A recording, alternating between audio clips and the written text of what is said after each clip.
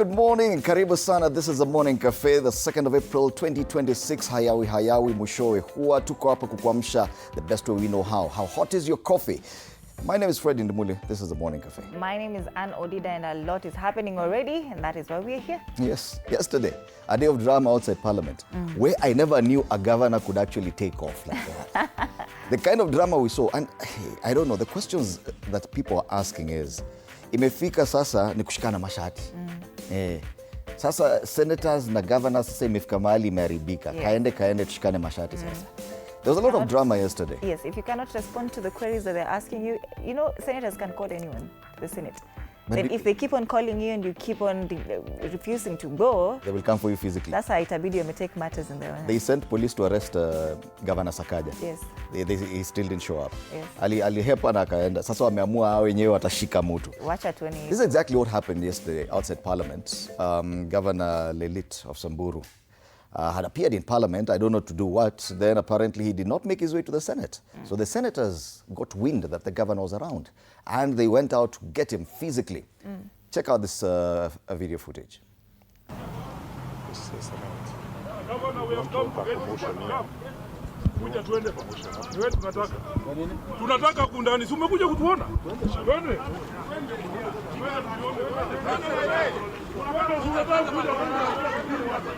Kwa hiyo picha bwana. Mulika hiyo kata yako. Chukua ingia ndani. Ingia upate kata wewe. Enda wewe mbele. Wenda mbele ushike hiyo drama.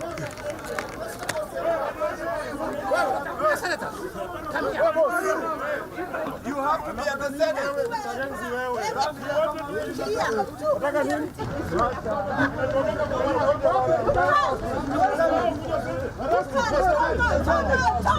Yes.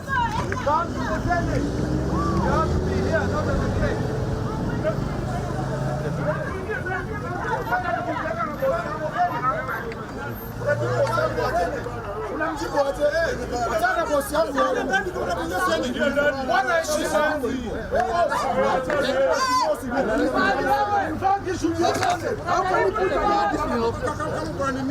How can you push a member of parliament? Why are you pushing them? He should be arrested. For what? For what? Why are you pushing them? Why should he push a member of parliament? But which member of parliament? What is the member of parliament? Citizens arrested. Citizens have arrested. Look at the constitution. He's a suspect. Unanijibu kama nani? Mimi nakujibu kama citizen. Beba hiyo mwizi aende huko. These are the crooks Kenyans are crying about. You come here to embarrass us. We give you money and you steal it. Nonsense.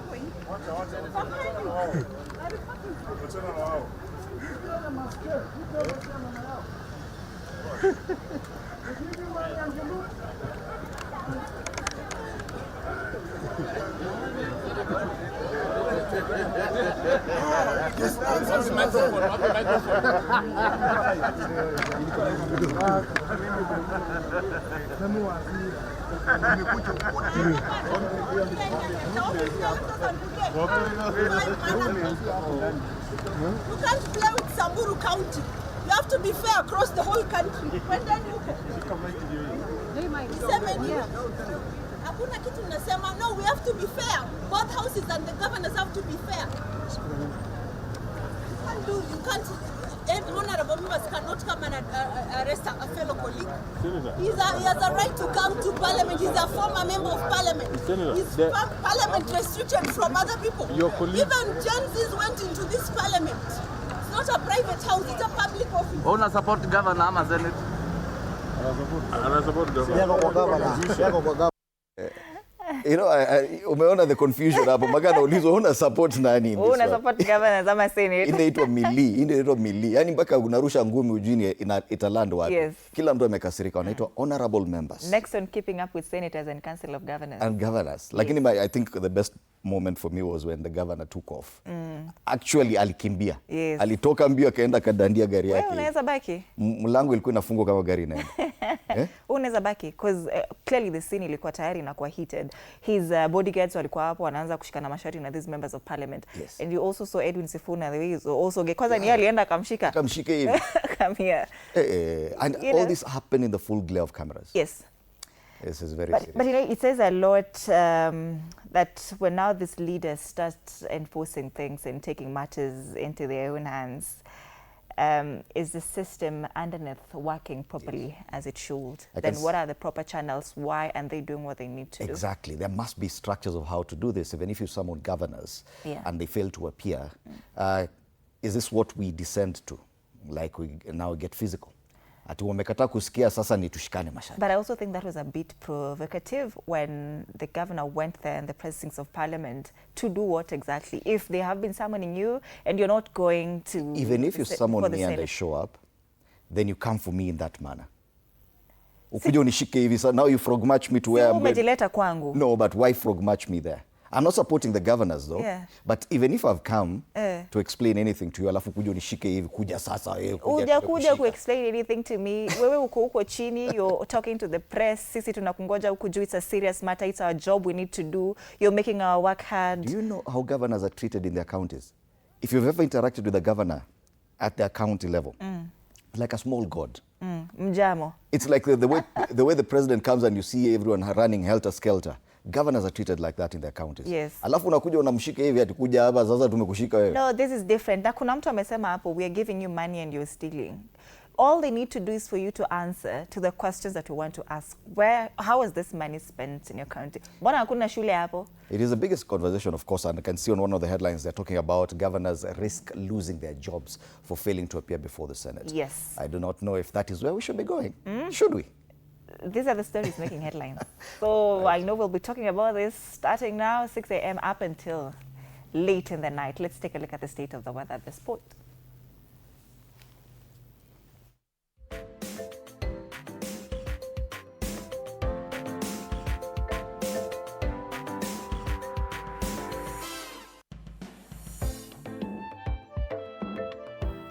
All right, it's a bit chilly in Nairobi this morning, so let's see across the country how it's looking. And we'll start off in Tharaka Nithi. Light rains expected.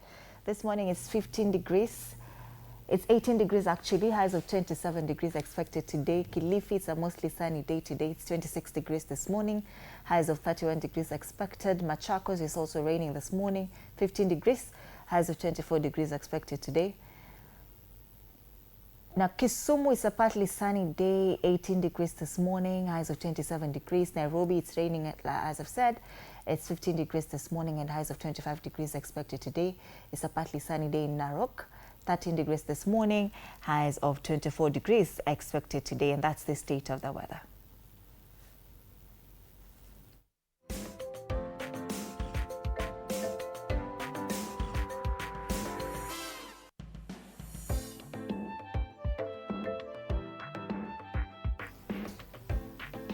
Let's have a look at the quote of the day.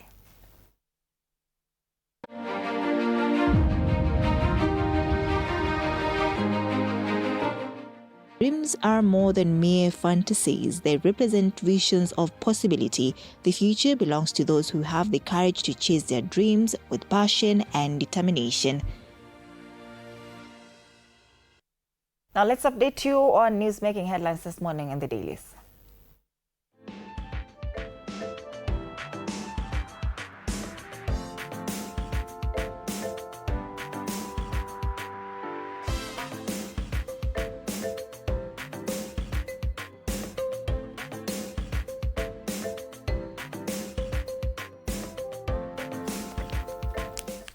All right, on the dailies this morning, there's one photo that's definitely making headlines, and that's the picture of a former president or retired president, Uhuru Kenyatta, and his four-turned ally, or I don't know how to describe it, but him with that handshake with the former deputy president, Uhuru-Gachagua, while former CS, now deputy party leader of the Jubilee Party, Fred Matiang'i, is looking on. And everyone is talking about this. It's the biggest photo on the front page of the People Daily. Let's start from there. People Daily has given it quite some prominence there on the front page. Ameandika Uhuru-Gachagua meeting boosts opposition unity push. Asema sending signals. It's a question they're asking. This story is on page 4. Tuone wanazungumzia nini. And on page 4, anasema encounter is the first visible sign of the two leaders sharing a cordial public moment since the 2022 elections, where they found themselves on opposing political sides. And I can tell you, it was bad before as we were heading towards the 2022 elections. The kind of things that Rigathi-Gachagua was saying about President Uhuru Kenyatta, he was then president while he was campaigning for William Ruto. And the kind of things they said, akimwambia aende nyumbani atoke, taki yeye ni nani, mpaka wanasema wengine wanasema tutakuja huko Ishaweri, sijui tufanye nini kwa gate ya mama. You know, a lot of things happened. It should be noted that these two gentlemen have worked together before. At some point, Rigathi-Gachagua was Uhuru Kenyatta's PA. We're made to understand. But this was way early in Uhuru Kenyatta's political career, while he was still serving as a minister. Now, finally, and we've been seeing this talks on most dailies for a while now, that there's a possibility that Uhuru Kenyatta might work with Rigathi-Gachagua towards 2027 elections. Well, finally they met. They were in the same space for the first time. We've never seen them before.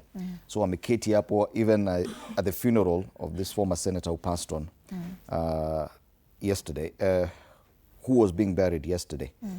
They were sitting there on the front line, side by side, Uhuru Kenyatta and Rigathi-Gachagua. Na sijui kwa nini waliwaweka hapa pamoja. Because the other leaders hapo, Kalonzo Musyoka was there, Fred Matiang'i, Martha Karua, lakini waliweka Uhuru Kenyatta, Rigathi-Gachagua pamoja. Ni marafiki kwani? Hapo wanajaribu kutuambia nini. So that's the big headline on the People Daily. Is this an indication? Are they sending signals? That's a question being asked on the front page of this paper. No enemies in politics. Yeah. That's the lesson of the day, moral of the story. Yes. Akunanga, wanaitwaje? Mahasidi. Mahasidi ya maadui. Potato. That one.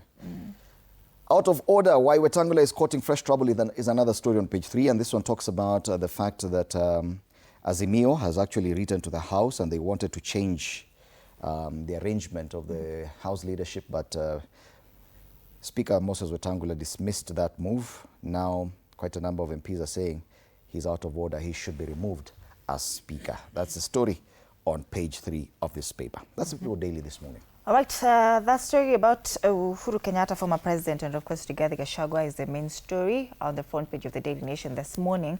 Signs of a handshake, they say, elusive truce. They were close political allies for years until the 2022 presidential campaigns drove a wedge between them, with the arrest of Rigathi-Gachagua on corruption charges, escalating the conflict with then outgoing President Uhuru Kenyatta. During the inauguration of William Ruto as President, Gachagua, then Deputy President-elect, gave Kenyatta a public dressing down. But so much water has gone under the bridge since. Yesterday, the two friends turned foes shared a platform for the first time in a long while, and they look so happy together. Now, what they said has been quoted here by the Daily Nation. Retired President Uhuru Kenyatta, I'm listening to the ground from my home in Ishaweri. The ground is saying that people should unite. They do not want to hear about greed for political seats. DCP leader Rigathi-Gachagua, on the other hand, said, who said we can never come together again? He, Kenyatta, is my elder brother and my kinsman, with whom I have a history that Ruto intended to taint. Now, it's President William Ruto intended to taint. And of course, Wiper leader Kalonzo Musyoka said, there are certain wings of the government that never imagined this could happen. They will not be amused. They might even send KRA to harass you. That is former President Uhuru Kenyatta. And that's the main story. It has been covered extensively on page 4 and 5. Elusive truce. You can take a look at it. One of the people who is the biggest critic, perhaps, of President Uhuru Kenyatta is one Robert Alai, the MC of Kileleshwa.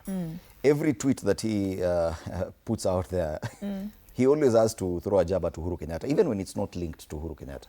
Yeah, he'll be here on this show today. Atuambie anaonaje urafiki huu wa sasa.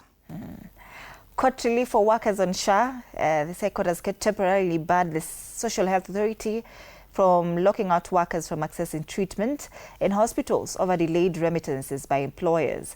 Now, the system automatically blocks access to healthcare if employers fail to remit deductions, but the court ruled that the policy violates employees' right to healthcare after contributions have already been deducted. So if your employer refuses to remit your SHA payment, then that's not on you.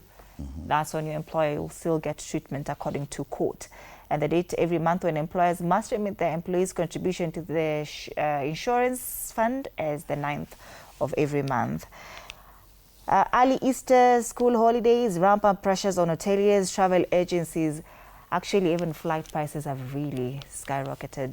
I was trying to book this morning, because actually the best time to book a flight is between 3 a.m. to 4 a.m. I'm giving you a secret. If you want to travel, the best time to book a flight is between actually 2 a.m. to 4 a.m.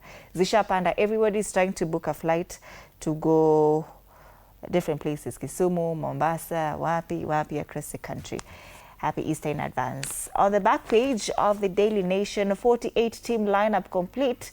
2026 FIFA World Cup, 4-time winners Italy failed to qualify for the third successive time. And that's the Daily Nation this morning. All right. From the Daily Nation, let's take a look at the Star. Today, same photo there of President Uhuru Kenyatta. Now they've used actually 3 photos on the front page of this Star of President Uhuru Kenyatta with that encounter with former Deputy President Uhuru-Gachagua. Ametumia ile picha ya handshake, Matiang'i akiangalia, wameketi pamoja side by side, sharing some light moments. Kuna hata ile hug ile, you know, bro, hey, it's been a while. Where have you been? Yeah. So definitely this is a picture of the day. Okay, from yesterday. But they juxtapose it with what was happening to President William Ruto. He was at State House, where he hosted 5,000 members of the Maendeleo Wanawake organization. So anasema, while these people were doing this, this gentleman was doing this. Ruto meets women as Gachagua, Uhuru unite in Kirinyaga. And that's a big talking point. We'll be talking to panelists this morning on State of the Nation, just to see, okay, fine, what does it mean if at all Uhuru Kenyatta could decide to work with Rigathi Gachagua? Na alisema jana, and this is the retired president, ate anasikiza ground. Unajua kusikiza ground ni ya nani? Kuna ile chama ya kusikiza ground. Alisema ate anasikiza ground. That's a very heavy statement coming from the retired president. Ate anasikiza ground. It's almost like saying 2-term or 1-term. Whichever. No, si kila mtu anasikiza ground, honestly. You see, even the youth that come here, we usually ask them what's happening in the ground. You know, what does the ground say? That's the motto of the DCP party. Sasa now that is where the problem is. Because everybody literally anafaa kuwa anasikiza ground. So, read the room, literally. Yeah. See the way we say this is a home of untold stories. Yes. Ukisikia mtu mwingine akisema ni home of untold stories, huko nje utashangaa, see that is associated with us. Hii story ni yetu wewe. Wetu ndo umeshika hiyo. Anyway, on the other hand, the people are asking that kwani State House squeeze tu ni kuhost watu 5,000 women, but anyway, that's what the president does. But the main story is about rot, rats and raw sewage inside broken prison system. Reports paints grim picture of neglect across facilities. No one really cares about the state of our penal institutions. Yeah. The prisons, ukienda kwingine nasikia kama ukienda ile ya Kisumu inaitwaje? Kodiaga prison, nasikia ukienda huko, ukitoka huko, you're traumatized for life because the situation there, and some of these buildings like the Committee prison is one of the oldest prisons in Kenya. Ilikuwa hata siku za wakoloni, and those buildings, some of them have never been changed. So there's nothing like modern prison buildings. Most of them were colonial structures, and they're still there right now. So kumbe zimejaa panya na raw sewage pia inapita tu hapo. And that becomes your lifestyle. Chunga sana usiende jela tafadhali. Na nashindwa kwani Mtere ameenda ni kama hiyo Kodiaga anajua hadi Kodiaga iko. That story about governors and the refusal to appear before the Senate also features on the front page of this paper. Under the headline, governors risk losing their jobs for snubbing Senate summons. Hii story iko huku ndani page 7. So watu wamesema they risk arrest, sawa wanasema they risk. Senators want defiant county chiefs declared unfit to hold public office in new explosive accountability crackdown. Wanawashika hadi mashati, yani imeharibika sasa, ni kubaya. Yes. So that's the main headline. Huku ndani, now there are more photos from Kirinyaga where President Uhuru Kenyatta na Rigathi Gachagua walikuwa. Sasa Rigathi hapa amebeba katoto kadogo. Alafu next ni Uhuru Kenyatta, nakwambia. Politics, very interesting. On the back page, matters football and other local sports, and that is Star. This Thursday, April the 2nd, grab yourself a copy of this paper for only 60 shillings here in Kenya. All right, the same photo is also on the front page of Taifa Leo this morning. Handshake ya Ruto na Gachagua yanukia. Ni habari tu katika ukurasa wa pili wa gazeti hili, but that's not the main story. The main story here talks about ndoto telezi ya Kenya Kwanza. Wanaita mkwamo, huku baadhi ya vyama shirika kama vile PAA na Maendeleo Chapchap vikisema havitawania viti uchaguzi mwaka ujao. Ford K kimekataa katakata Kufuata agizo la kumezwa na UDA, ANC cha Mudavadi kilikuwa cha kwanza kusalimu amri. Lakini ANC iliambiwa, wewe go back to that party. What happened? Did they go back? Waliambiwa na sasa kama wataki na court said hapana, we did not. Walisema haturudi huko, that house tulifunga. Haturudi. The court can order you to go back. Akana si haturudi. Si tushahama. Juhudi za UDA kumeza vyama tanzu za pingwa vikali, baadhi ya vyama vikikaa ngumu tayari kuwania mwaka 2027. But I'm really interested to follow up on what happened with ANC even after they were told that, you know, they should not match with UDA. Interesting. Vidokezo zaidi, wahanga 1200 wataka pesa za damu. Wengi wamejitokeza kutaka fidia ya wahanga wa maandamano. Gikomba pia bado inazungumziwa hapa, ni mwisho wa lami, ubomoaji wa soko hilo kupisha sura mpya. Masaibu tele ya walimu waliostaafu pia imezungumziwa katika ukurasa wa 3. Inasema kwamba maelfu ya waliostaafu kuanzia mwaka 2024 hawajapata pensheni. Kule juu, likizo ya shule ya nyonya ladha ya Pasaka, sekta ya utalii hasa pwani yapata pigo baada ya likizo kugongana na sikukuu ya Pasaka. Waamerika wengi wakataa vita nchini Iran, ni habari nyingine katika ukurasa wa 8. Taifa Leo. Alright. Kutoka kwa Taifa Leo tuangazie gazeti la The Standard. I think this is the only paper that does not have that photo on the front page. Wanazungumzia masuala ya ufisadi under the headline Haven of Corruption.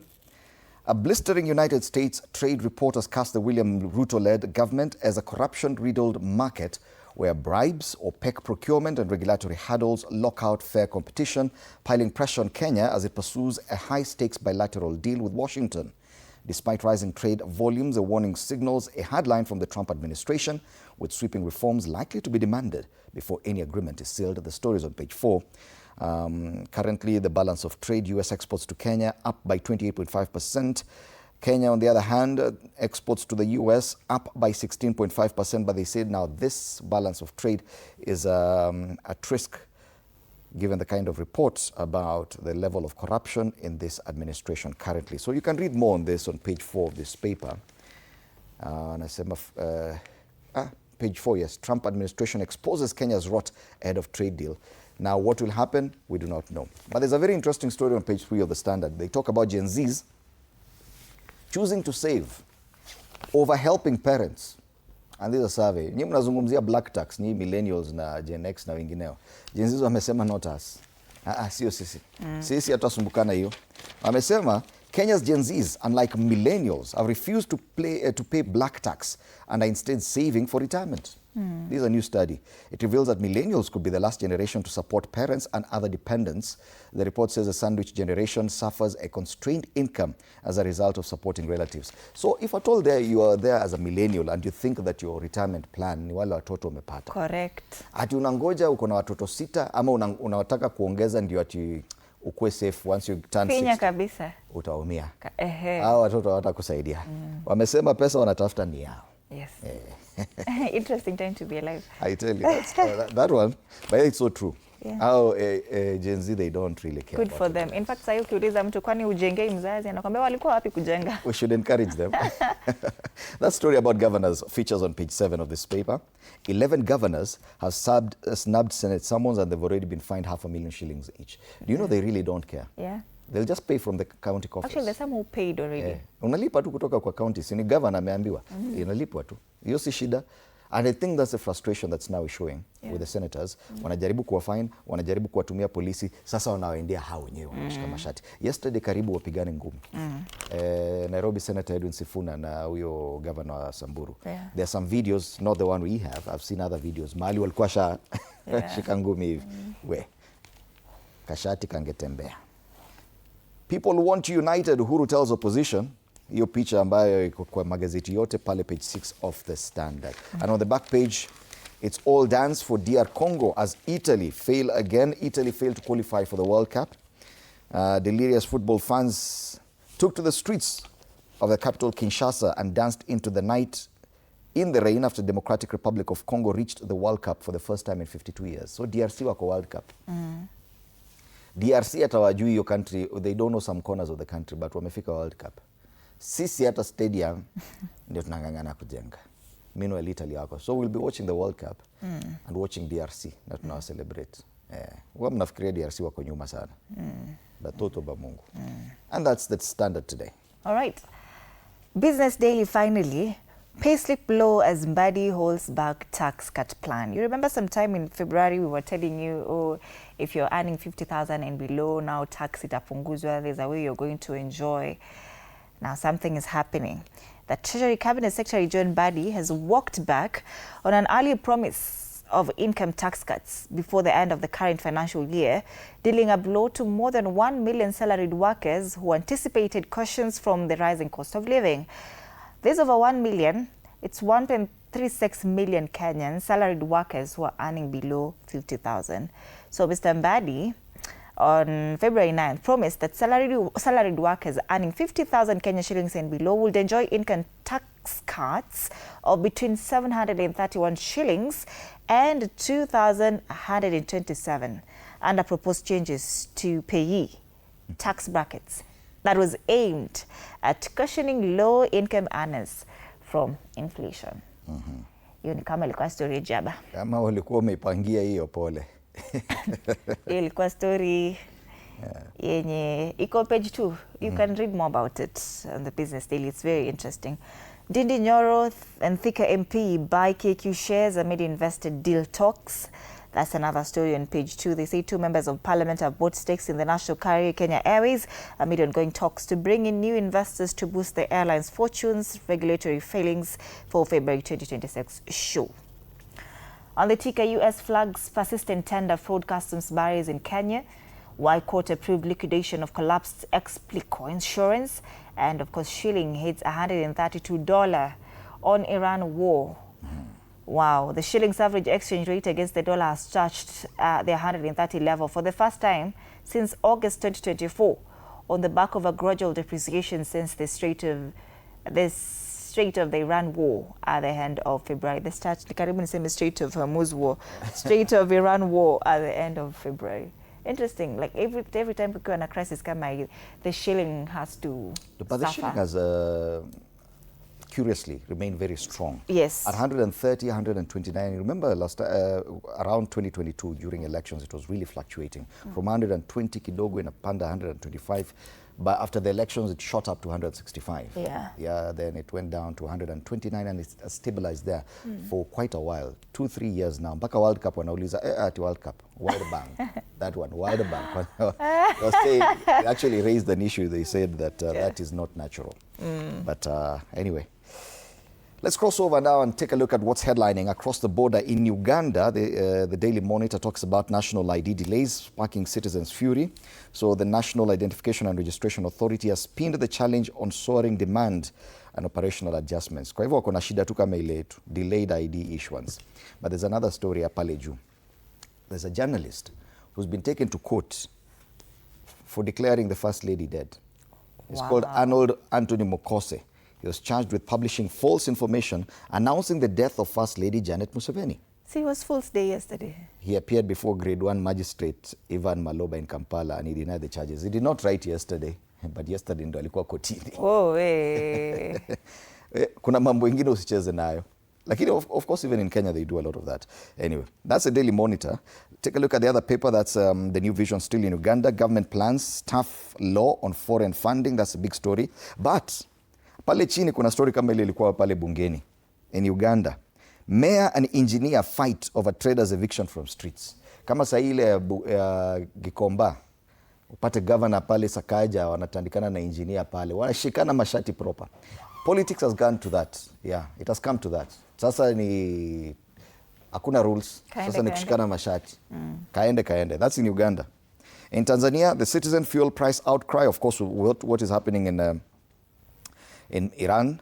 The February 28 US-Israeli invasion of Iran and the disruption to petroleum supply chain that followed is hitting nearly all sectors of Tanzania's economy, with transport operators now calling for immediate fare adjustments after a historic rise in fuel prices. Kia hii, the price of a litre of petrol in Dar es Salaam is now 3,820. Ukienda hapo na shilingi 10,000 unapata lita zako 3. Hata itaja. Haitafika lita 3. 3,820 for a litre of petrol. Yeah. In Bukoba, it's already 4,070. So that's the main story on the Citizen. On the Mwananchi, habari ile bei ya mafuta ya ng'ata, wakati bei za petroli dizeli zikipaa, wasafirishaji waomba nauli zibadilike. LATRA ya waonya, bunge la ingilia kati, wananchi waeleza maumivu kule Tanzania. Turejea hapa nyumbani tuangalie karakacha, na karakacha ya kwanza ni ile iko kwenye gazeti la Daily Nation. And it talks about this conflict between the governors and the Senate. So we have governors, or the Council of Governors podium, wamesimama pale wengi, hata Sakaja yuko pale na wengineo. Alafu upande ya bunge, it's a laundry machine, na senator yuko, na Senate speaker yuko pale, yeye ndio anaambia. So governors are asking Senate, please kindly clean us. Yani tukuje tu tuoshe, mwosho mmoja tukue wasafi. Senate wamekataa hiyo maneno. Wamekataa hiyo maneno. That's a cartoon on the Daily Nation today. Standoff take amenda the Easter way, but he's saying if Jesus lived today, this is what would have been happening. Police, how much do you have? Wanauliza Yesu. Wanauliza Yesu hapo. Pastor, come and help Jesus to carry the cross. Pastor naye anatoroka, I don't know him. Wewe ni nani semujui? Standoff take. Yani polisi amekutana na Yesu akibeba cross. Yes. Anaambia uko na ngapi? The cartoon on the Star talks about what's happening with the Iran war and Donald Trump and his ally, the Israeli Prime Minister Benjamin Netanyahu. Sasa now they're pushing NATO into the Strait of Hormuz, which is a trap. NATO waliwaambia sisi we are not part of that war. We are not interested in this war. Nyinyi ndo mlianzisha hii kitu. Sasa mnatuambia tuingie kwa nini? Donald Trump amesema now, in fact, if you need fuel, kila mtu aende ajichukulie mwenyewe. Na enda ameharibu kila kitu. That's a cartoon on the Star. Finally, the one on the Standard, Agikomba and the governor Nimjamo is there. Ni lazima work, ako hapo na power. Anakunywa, he's drunk with power. Lakini mbona they're insisting on this this degree thing? Mbona amemvalisha hiyo kofia ya degree hapa? Ako na degree. Ako na degree na he's drunk with seen. power. The number of story angles zinaweza toka kwa hii cartoon ni nyingi sana. That's a cartoon. I think this is my favorite cartoon. Lazima work, Gikomba. All right. So after the break, we'll be discussing, of course, the picture of the day, your handshake ya watu wengine, and exactly what happened at the drama outside Parliament. Governor Lelita kitoka mbio. Nakumbuka ile wimbo ya akatoka mbio. Akatoka mbio. Mimi nilikuwa pale gara, akatoka mbio. Bas. We'll be discussing that with my panelists after the break. One of my panelists is Robert Alai, the MC of Kileleshwa, biggest critic of retired President Uhuru Kenyatta. Do stand by for that. And of course, you can interact with us on all our social media pages, on Facebook and on YouTube. Our handle is at TV47 Kenya. On X, it's at TV47 Digital. You can use our personal handles. Mine is at Freddy Ndimuli on X. At _Dido, remember to use the hashtag Morning Cafe TV47, and we'll see you after the break.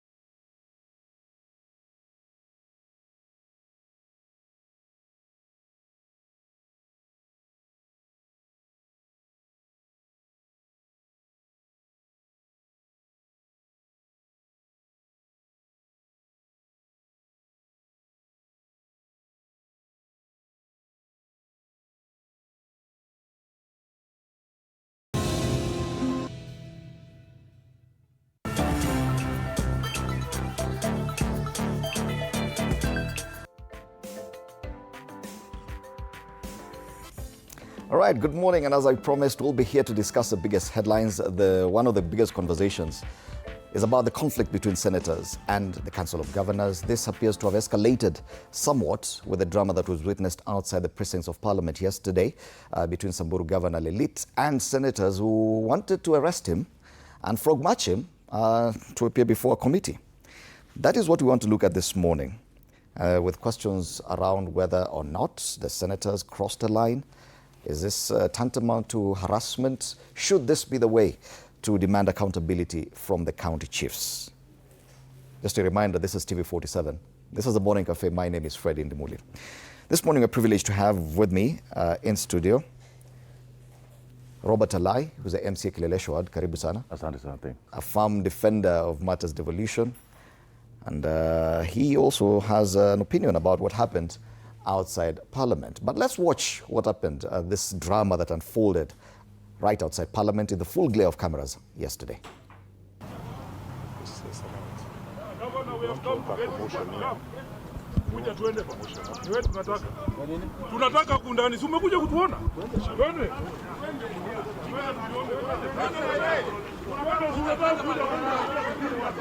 Chukua hiyo picha bwana.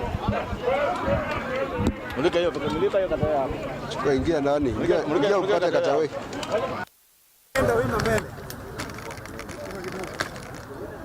Wenda mbele ushike hiyo drama. Senator, come here. You have to be at the Senate.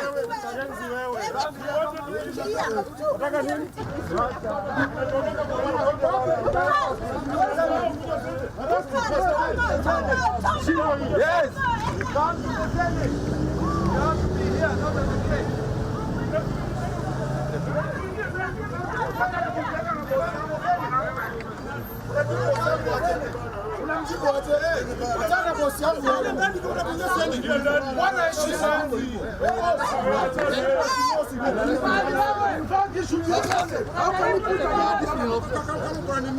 How can you push a member of parliament? Why are you pushing He should be arrested. For what?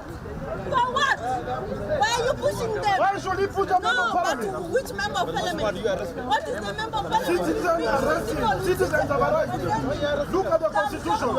He's a suspect. Unanijibu kama nani? Mimi nakujibu kama citizen. Beba hiyo mwizi aende huko. These are the crooks Kenyans are crying about. You come here to embarrass us. We give you money and you steal it.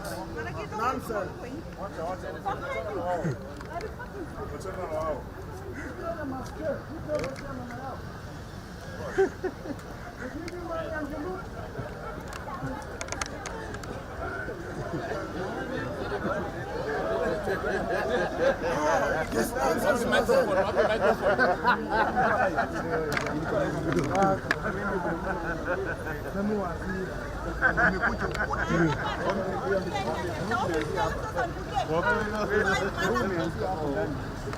can't play with Samburu County. You have to be fair across the whole country. When then you no, we have to be fair. Both houses and the governors have to be fair. You can't, honorable members cannot come and arrest a fellow colleague. He has a right to come to Parliament. He's a former member of Parliament. He's Parliament restricted from other people. Even Gen Zs went into this Parliament. It's not a private house, it's a public office. Una support governor ama Senate? Ana support governor. Yes, Kashati karibu katembe pale. I'm telling you, Samburu Governor Jonathan Latile Lelit forced to take off amid attempts by senators to arrest him and frog march him to appear before a committee. He had been the subject of discussion inside the Senate yesterday. And let's sample some of the debate before all this transpired outside the House. It will be good for the whole country. It will be good for the whole country to see for themselves the sort of amazing things that we are told in County Public Accounts Committee. When you ask somebody to show you what they utilized money on and they tell you that they gave supplements to wild animals, wild animals who are being given special food, and there's children in this country going hungry. I want them to stand there and be live on all media stations and say those things. And say those things. Let us see if Sifuna is the problem. When you have governors seated in Kilifi, enjoying expensive drinks, and perhaps doing things that you cannot mention even on the floor of the House, Mr. Speaker, then incite themselves that they shall cease appearing before the House of Parliament, Mr. Speaker, that is not a matter to be treated lightly. That is why I have been very clear from day one, Mr. Speaker, that if there is a matter that has touched the raw nerve of this House, it is this issue of the collective non-appearance by governors before the House of Parliament, Mr. Speaker. And I want to tell the governors, it doesn't matter which office you seek intervention from, and they know what I mean, Mr. Speaker. This is something that is non-negotiable for us. Yes, you can run, but you cannot hide. That's a declaration of the Senate to governors who have refused or have totally ignored summons to appear before various committees of the Senate. I'd introduced Robert IMCA Kileleshwa, part of our panel this morning. Karibu sana. We're also joined by Ann Thumbi, who's a nominated MCA. Karibu sana, Ann. Thank you. And Wakili Boniface Nyamo. Our panel this morning as we discuss this matter. So there's several issues that arise from this one. Yes, there's oversight on one hand vis-a-vis alleged overreach or harassment as claimed by Governor Lelit. Let's start from there. Robert, I've seen on one of your tweets, you appear to be agreeing with the governor, and you say that senators should also face arrest for that kind of action. But you can definitely see their level of frustration. The level of frustration of the senators? Yes. I think they should blame their colleagues of the Parliament, the National Assembly, because, you know, when it's a devolution of constitution we have now, and you realize that even the people, the framers and the people who passed the law, the constitutional, you know, the final document were parliamentarians, and they thought that they empowered Senate. And they all went to Senate. Kiraitu Murungis, the Orengos, the Nyongos, all the senior legislators went to Senate. And when they reached there, they realized that, oh, the governors are more powerful. And the National Assembly is now, has remained out of the parliaments, the 49 parliaments you have in Kenya. The National Assembly is a bit more powerful.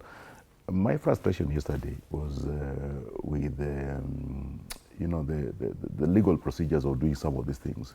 Because if Fred Amenikosea, there's the law, there's what I'm supposed to do as a citizen, there's the level of reach, there's the extent I can get myself involved.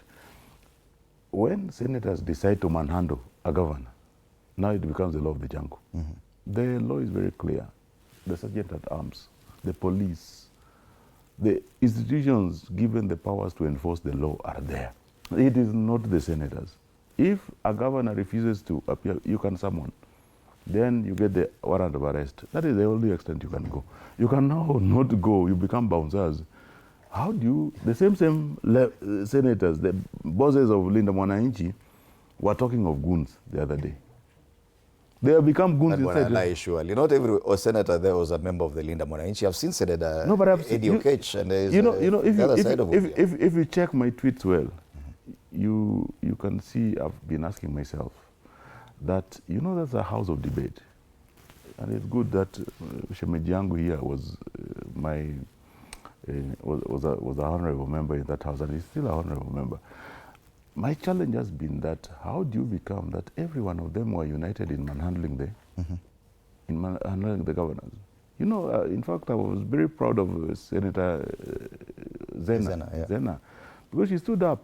Some people might think that she was siding with the governor, but she was trying to raise a very critical issue that tomorrow, if you invite Fred ajaingia pale ndani ya the committee room. You have seen Fred walking outside there, maybe waiting for people bring wakili analeta file zake za legal, anangoja. Then you decide umshike na shati yake, abebwe juju. How does that one work for a August House? It means something is broken somewhere, Anne. That that level of frustration by senators is indicative of a broken system somewhere. Where do you think the problem is? Thank you so much. I think the Constitution gave the Senate mandate to oversight the counties. And actually, I think the senators are really getting frustrated. Honorable Arai can talk about Nairobi. You saw what Governor Sakaja was doing to the senators. He was disrespecting them by not honoring the sermon. And actually this is happening in all the 47 counties. And the senators has a mandate to oversight the counties, and they are responsible for Wajiko. Wajiko of Saburu will ask, why did you ask all these questions? Remember, they were elected to oversight the counties, and I feel they are frustrated by the rate of corruption in our country today. If you read the papers today, every day there is a case of corruption. Whether it's the health, whether it's education, all the counties are is like we devolved corruption. And I think now the only people now we feel like they are very sober talking about the corruption are the senators, because they don't have a lot of money. I think that's the reason why now they feel they are playing their mandate very well. And actually, I feel like if the senators are not sober as they are today, the corruption will be But looking very high. at that action by senators outside Parliament, when it gets to that level, they actually left the precincts of Parliament, because when they were trying to pull the governor into the Parliament, it was actually outside, next to the road. Do you see their level of frustration? Do you understand why they resorted to that? And don't you think that that kind of action is indicative of a broken system, that the senators rather feel that all the structures and the systems they've tried are not working? I think they're frustrated and the system are not working. Remember, they've been calling these governors for someone that they refused to go. So when they got a chance that this guy is now in these premises, they thought they'll just use their powers and that just bring him in and ask the questions. I think there is frustration out of the broken systems. Yes. Wakili, definitely a bit of overreach on the part of the senators? Thank you very much, Indimuli. I want to agree, but before I agree, I want to start a bit far. Everyone is supporting that there has to be accountability. Governors have no option apart from appearing at the Senate Committee on Public Account Committee. And in fact, I was shocked and I was happy when I heard police were outside City Hall and they wanted to arrest Governor Sakaja. Because the only way to show these governors the seriousness of being accountable as far as the taxes of the people of Kenya is concerned is through arresting one or two so that the rest can learn a lesson. However, I agree with Mheshimiwa Lai when he says that the senators went overboard. That was an overreach. They went too far. I mean, you cannot be the person summoning, you cannot be the person grilling, and you also want to be the person arresting. I think they are frustrated, but they need, actually, if you saw the kind of arrest they were trying to do, you could see there was a lot of emotions. So senators need to detach emotions with what they are asking for. They need to, even if it's summoning the police IG 10 times, telling him, every time we give summons, we want this person arrested in 2 or 3 days and bringing him here. Because, you know, a governor is not an ordinary Kenyan citizen. If you want the governor of Meru today, you know exactly where to locate him. If you want the governor of Nairobi, you also know where to locate him. So they need to tell the Inspector General of Police, make sure that if you give summons, these are not ordinary summons. You know, in Dimuli, if you go and assault someone and you have a case in court and you run away, that's a private case because it's you against that person where the state is involved. But when you summon a governor and he refuses to come, that is not a private case. We are talking about the interest of the people of a whole county. But I also understand, you know, some of these governors have reached a point and I think they are some sort of demigods. They cannot be told anything. They know even if they come to the Senate, they are asked hard questions. They give mediocre answers. There's no steps that are they get away with it. They get away with it. For example, I was shocked when one of the governors was asked, in your county, which is a rural county, a poor county, you spent 5 million on housewarming. Surely, the answers that they gave was underwhelming. And I expected after that, there would be action maybe from EACC, from other agencies. But unfortunately, there's nothing that happens. Yeah, this is what Kenyans have been entertained to or treated to. The fact that governors are summoned, they are grilled. Now, a lot of threats in the dailies today. I can see on the front page of the Star, they talk about how governors risk losing their jobs. I've seen in the set pages of the Daily Nation or the Standard talking about how some governors, 11 of them, have been fined $500,000 shillings for failing to appear, and most of them have paid. And they don't pay using their money. Yes. They just get money from the account. So it's just taking from this hand and giving. Yes. And you talked about the probably the weakness in the Constitution. Kindly expound on that, because a Senate appears totally toothless. Now, I don't think that the senators are toothless. I think that the senators are trying to cut corners. You know, they have been called out, and I think that we need to address the issues of the extortion which is inside the August House. It must be addressed. Some of the senators you see very active on that platform trying to arrest when they are own governors. They have become business associates of their own governors. Senator Sifuna is leading in that. You will never hear him challenge and confront. That's a serious allegation that unless you're able to Senator Sifuna is not here to defend himself. I don't want us to be very uncomfortable, because you are discussing other governors who are not here also. No, we're discussing governors. The public, but I don't want us. It's an allegation that is yet to be proven. I work at the county. You guys, none of you here work at the county of Nairobi. I can mention any one of them one by one. You know me, I don't just mention things from nowhere. Since Senator Sifuna got into the leadership, his primary responsibility in Nairobi. The governor of Nairobi was there the previous day. He was strategically absent. Why was he absent? Why was he not manhandling Sakaja? In fact, Sakaja had an arrest warrant full of policemen. You've not had Senator Sifuna come out and address the press on that. You've not had Nikama Senator Wasamburu, Gikomba. Hata Senator Sifuna may visit Gikomba. Why is it that conveniently mambo ya Nairobi is not very loud? He has become a business associate of the governor on issues of paving the roads, on issues of billboards. If you want the documents tomorrow, I can bring you companies here. You remember the county assembly. Yes. If at all you are aware of these things, how come it has never come up for discussion at the assembly? But what will the assembly do?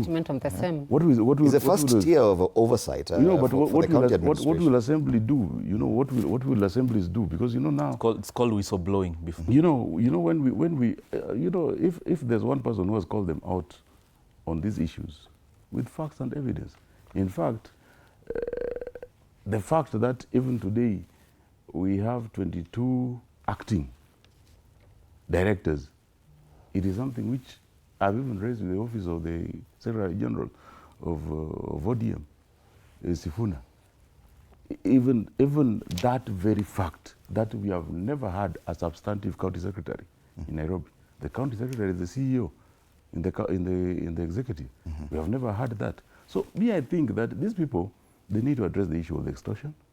But if the governors have done something which is not legal, there's the procedure. Call them out. My question, because you're the one who indicated that originally people like Orengo and Kiraitu Murungi went to the Senate and realized there was no power. Yes. And we wanted to examine that level of weakness. Yes. Is it what is leading to this frustration that we now see? It is what is leading to this frustration, what is giving birth to other issues. Because, the main challenge you have in Kenya, the county level and also the national level, is lack of enforcement capacity. And you can see with the breakage of systems, if you go to Nairobi, from Moi Avenue towards Kirinyaga Road, there's like the lack of government presence there. You see we build a very good infrastructure, then it is vandalized. There's a proper lack of enforcement. Even the issue of the senators handling a governor, is basically they are seeing the enforcement capacity is not there. People are talking about there was an warrant of arrest issued against Sakaja. Then I saw the police holding a very big kamkunji in front of City Hall. Then I said, what are these people trying to do? It is like a sarakasi on top of a sarakasi, like somebody just decided to act Inspector Mwala in front of City Hall.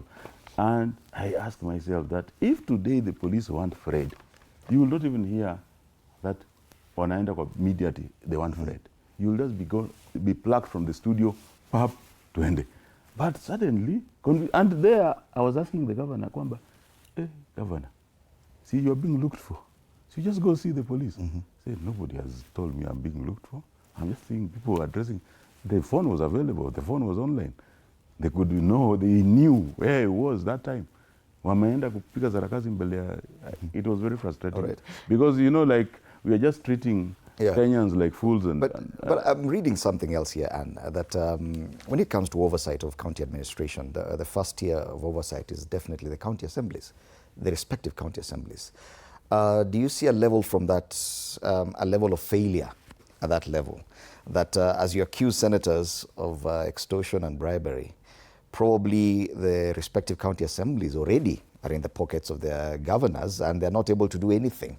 And that is now escalating to the Senate level. I agree with you. It is true, because now the assemblies don't have the autonomy. They are not, they don't depend on themselves. They always depend on executive. And every other time we depend on executive for money for everything. Even Honorable I can tell you, he can't do anything at Kireleshwa Ward without depending on executive. It means that he can only be at times be the slave of the governor.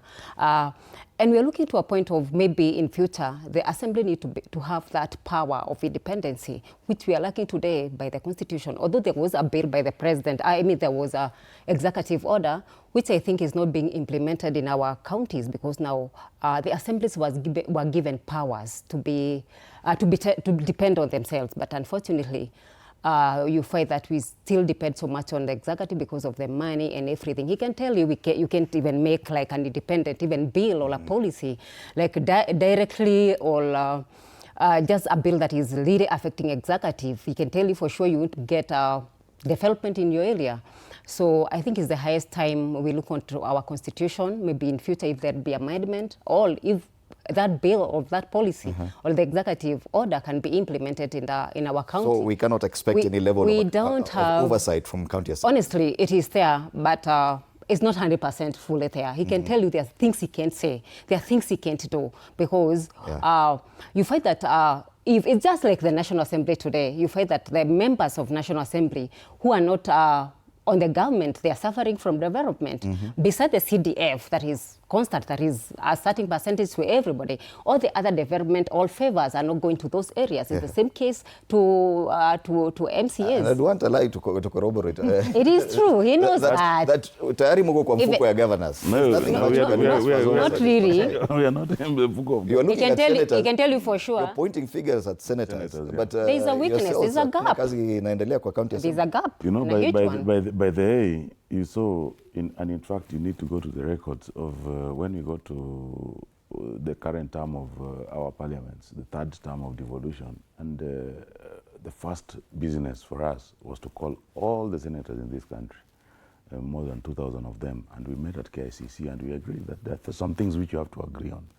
That first, you have to separate the financial autonomy at the assembly and the executives, because you cannot have a situation where the governor still has the powers to sign the salaries of MCAs, and you expect those MCAs to properly oversight him, because anaweza kuamua tu kwamba you guys don't have the budget to fund your upkeep.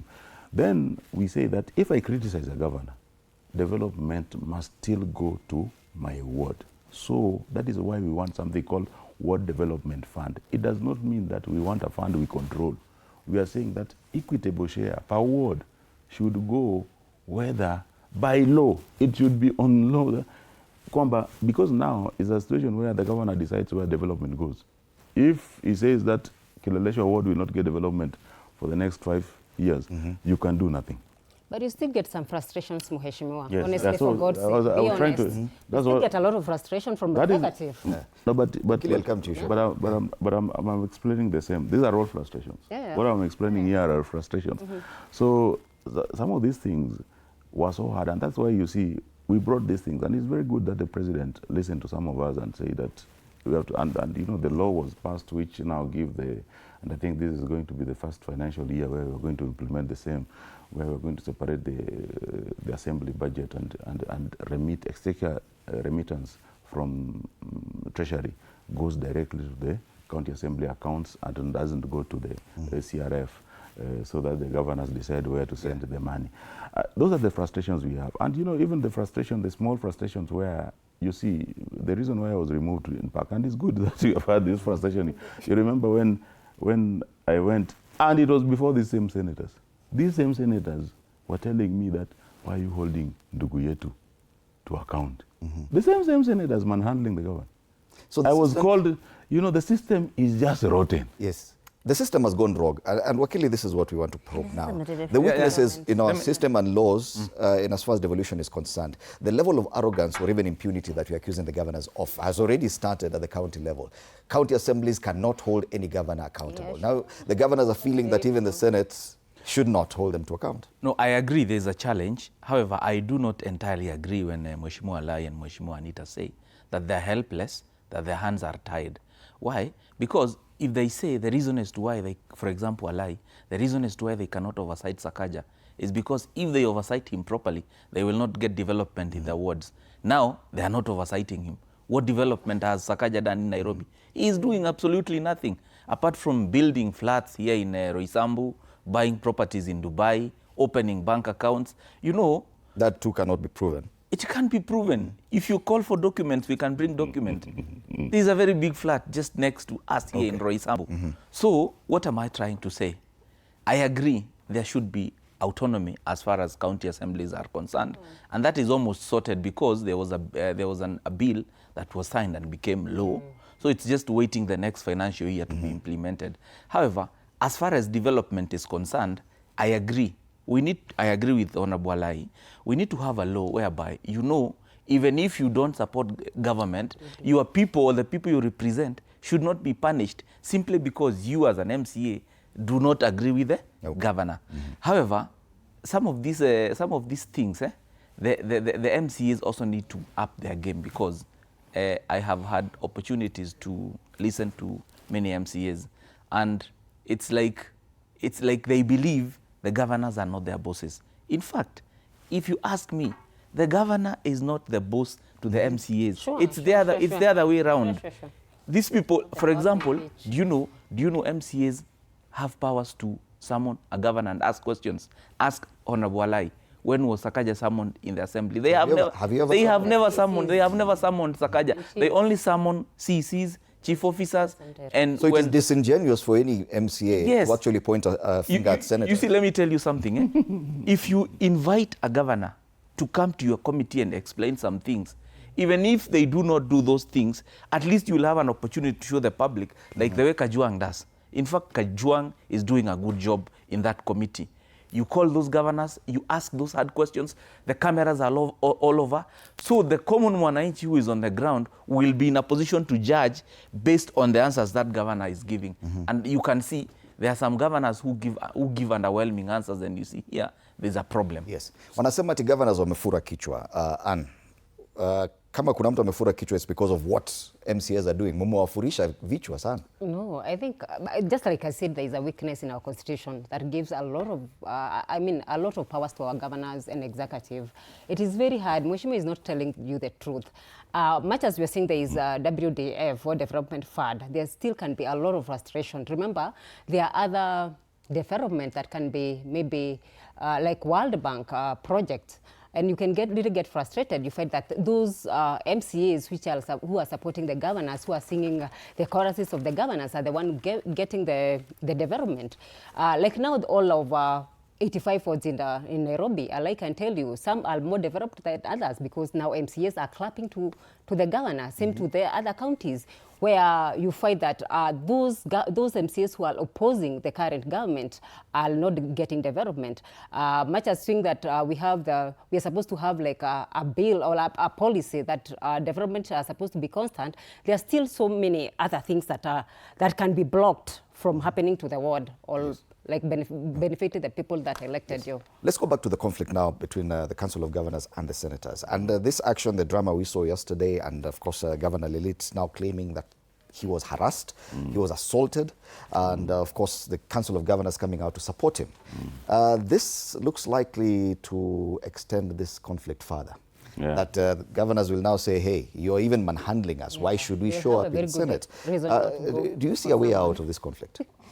I think the way out is first you have to, the Council of Governors have to meet the speakers. They have to meet the speakers.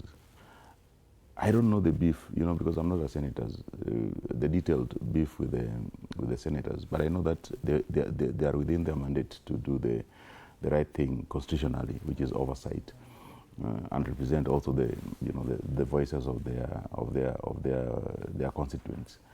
But what I don't agree with, because we have immunity within the presence of the parliament and whatever has been gazetted as the president of the parliament, but that immunity does not include assault. If you come there as a guest and I assault you, that immunity is cut and I have to be taken. And so it is the senators who did that are staring at arrest.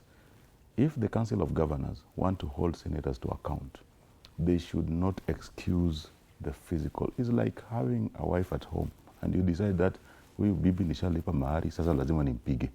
It is not allowed. So I think that what we have to agree with, there's some problem, we have to do our oversight, we have to work through the system with the frustration. This is a young democracy. The colonialists were here for 67 years. I think we're just over just close to that. We are almost, equalizing the number of the years. So this is a very young country. We have to build the systems gradually, but we cannot get to a point where we have been showing our peers around the region that we can act within the law to an extent, that now suddenly the most honorable. You remember the days where our parliaments used to generate, and for the first time you hear in Nairobi, we don't go to physically manhandle. Oh, you're no longer fighting the same? You've never had us fight, because some of us have worked so hard. None of us, you'll hear none of us. It is cameras that were installed. The cameras are no longer there, so but the fights are still there. No, the fights are not there. You'll not hear, because some of us, despite what you think of us, we try to work with. Okay, the Council of Governors, they've raised substantive issues. They've alleged that there's a lot of extortion. And they even named persons within the Senate that they feel act inappropriately when dealing with governors, issues of bribery, which the president had even talked about, that yes, indeed, and the president says from all the raw intelligence he consumes, there's a lot of bribery and extortion that goes on in Parliament. So there could be some level of truth. Yet the Council of Governors wrote to the Speaker of the Senate, no action has been taken and no communication from the Speaker. Don't you think that even the Speaker and the leadership of Parliament has also been very slow to respond to the concerns by the Council of Governors? You see, any sane person and any person who knows what happens in this country cannot dispute that there is extortion in the Senate. It's there, I can confirm. However, what is my point? Even when there is extortion in the Senate, saying I will not appear before the Senate cannot be an excuse, because you will escape accountability in the excuse of there is extortion. So what they're supposed to do, if they have raised their concerns with the Senate, with the Speaker, and it is not being addressed, that is not the end. There are other agencies. There is EACC. In fact, it's the official authority that is mandated with fighting corruption. Have they reported to the EACC? Have they refused to act? If they have not, they should not give that as an excuse. Because for me, appearing for scrutiny before the Senate is like the first priority. If a governor is summoned and you're doing something else, you're supposed to drop what you're doing and rush to the Senate. Because remember, even if this money is allocated to your county, it is not your county money. It is a tax for Anita, for Alai, for you, for me. Then it's just devolved there. So that is why I'm saying governors should not give that an excuse. Yes. They must appear before the Senate committee, but if there are issues, they should sort them with the relevant authorities like EACC. Yes, 13 years since the advent of devolution. Yet we now realize that there is a systemic issue with matters oversight over governors. Do you think this requires a relook at our laws? Because the kind of weakness we see, both at the county assembly level and the Senate level, in holding the county executive to account, is now rearing its ugly head. It's now blowing over. Do you think it's a problem with our laws? I think we just need to respect our values. Because like, I feel like we are abusing all of them. I feel like all our values have been disrespected. Talk of integrity, talk of transparency, accountability, respect of rule of law. There's no value you can say as a country we've really respected.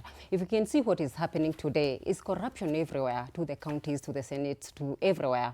And actually, if I talk about the extortion, I think we've seen what has been happening in Senate corridors, especially during impeachment.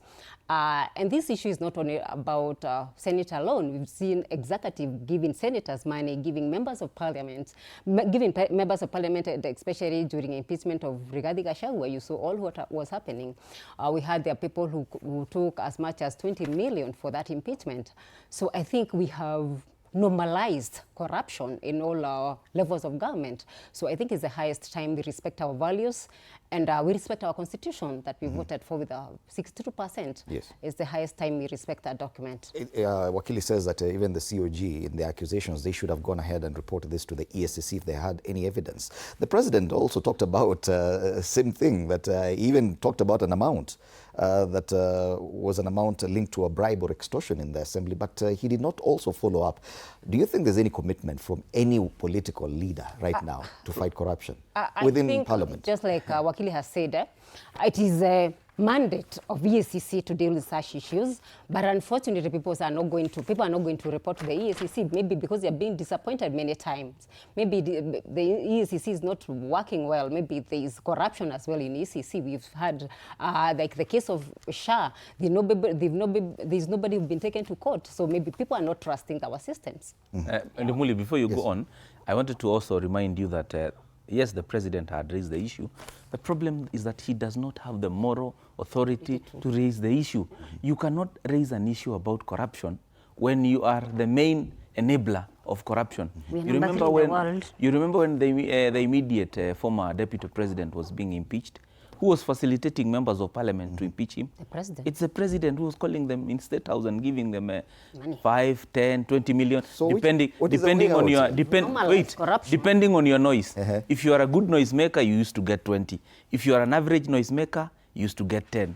If you are a low-tone member of parliament, you used to get below. When I lie here is even you have allegations, serious allegations. The fish rot from the head. Yes. Even you have serious allegations you're making here, yet even you, as Robert Alai or MCA of Kileleshwa, has done nothing beyond just accusing people of doing this or that. But I cannot manhandle them. What about reporting this or acting as a whistleblower?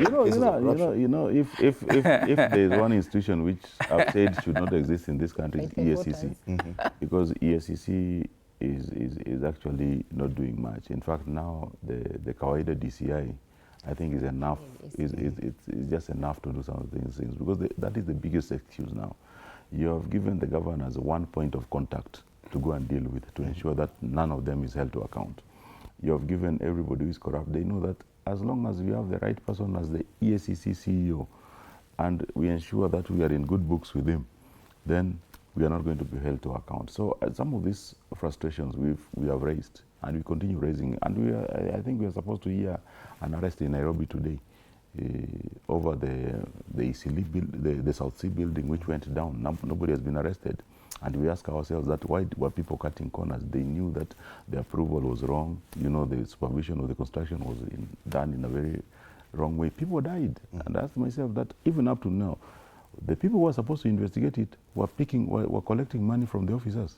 And the DCI both had to transfer some of them.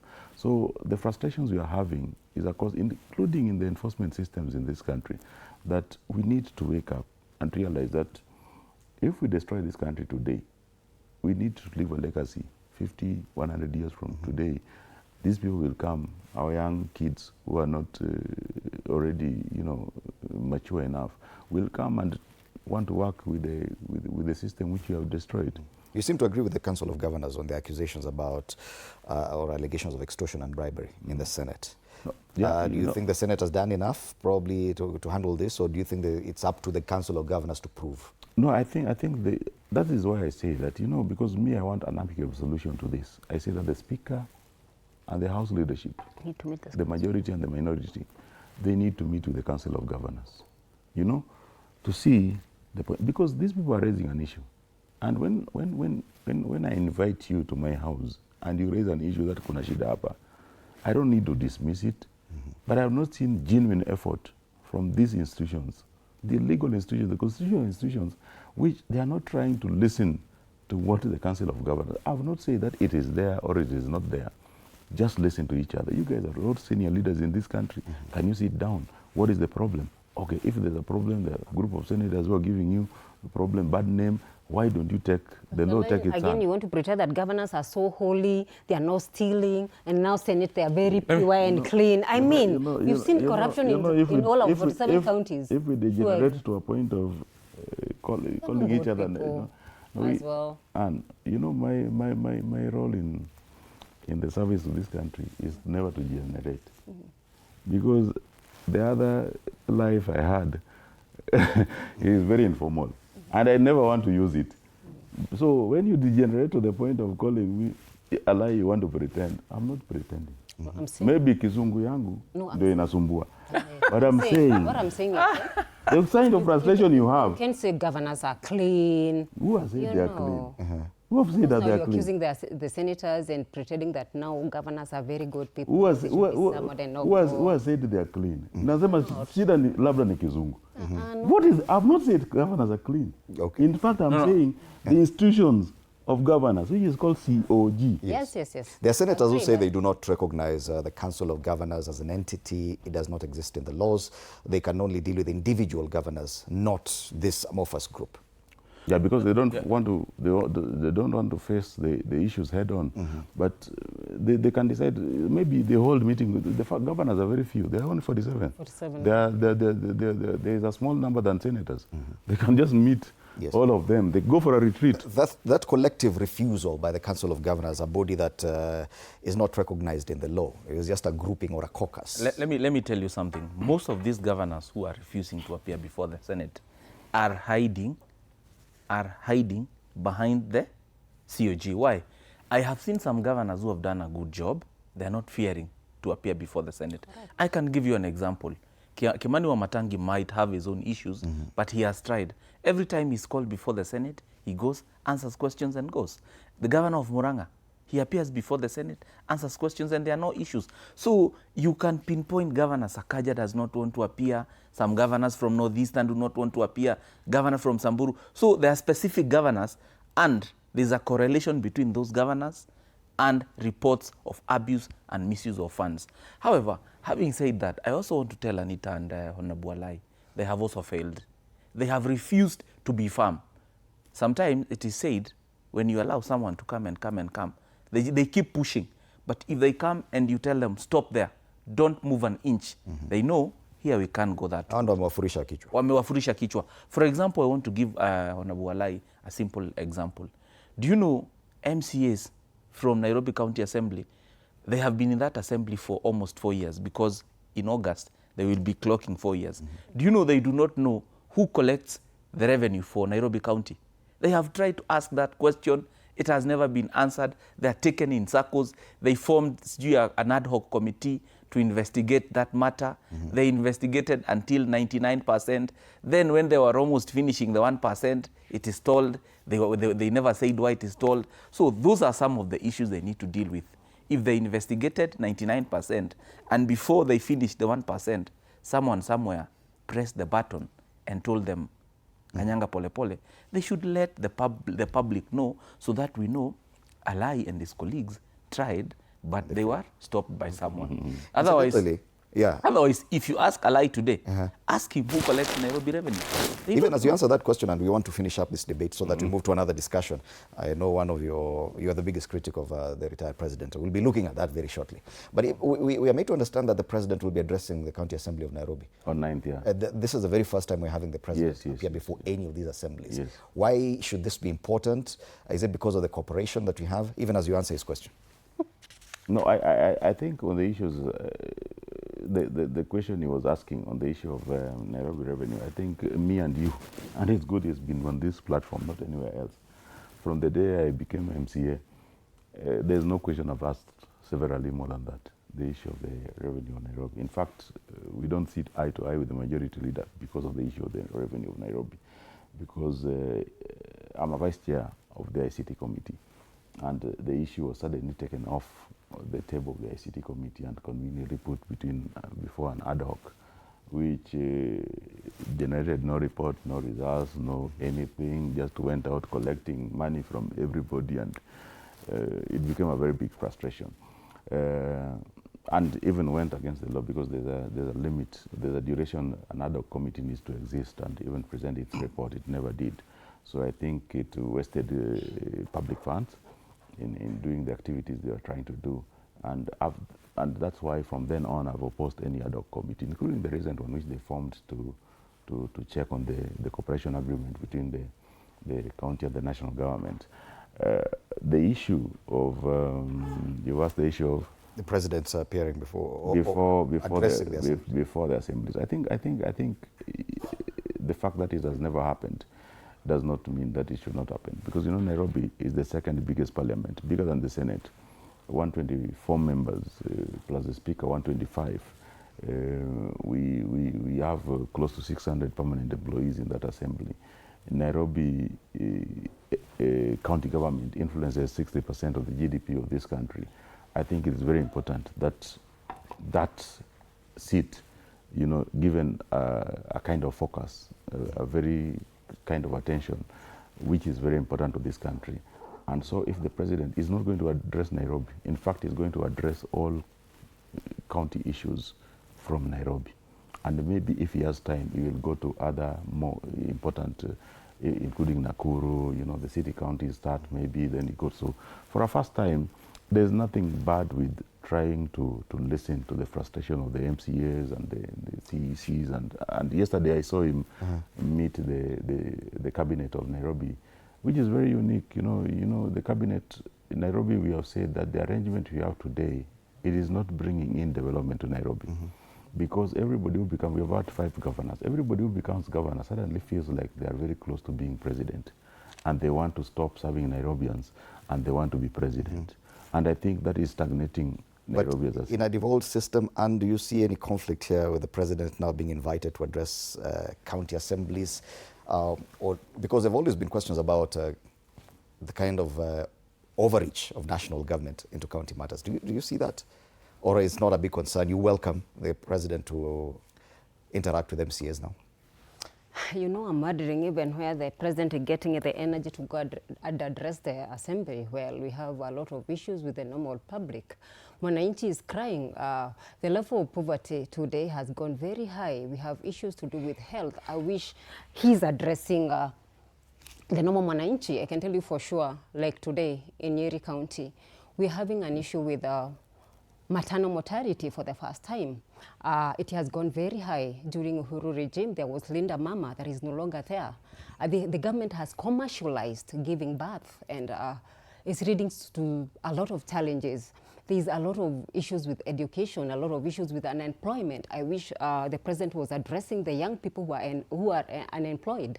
And I feel having good time to go and talk to MCAs, it is a priority upside down, because at the stage, at the level we are today as a country, I don't think the issue of county assemblies is a priority today. Of course, there are issues of devolution, like you've said.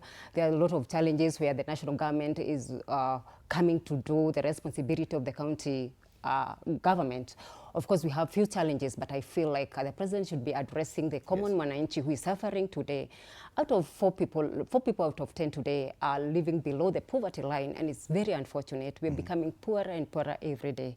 So I feel it's a priority. This excitement by county assemblies to have the president. Let me tell you something, Indimuli. I am very frustrated by this conduct by the president to constantly meddle with the affairs of the county government of Nairobi. I have said previously that the president needs to make up his mind whether he's the governor of Nairobi or the president of Kenya.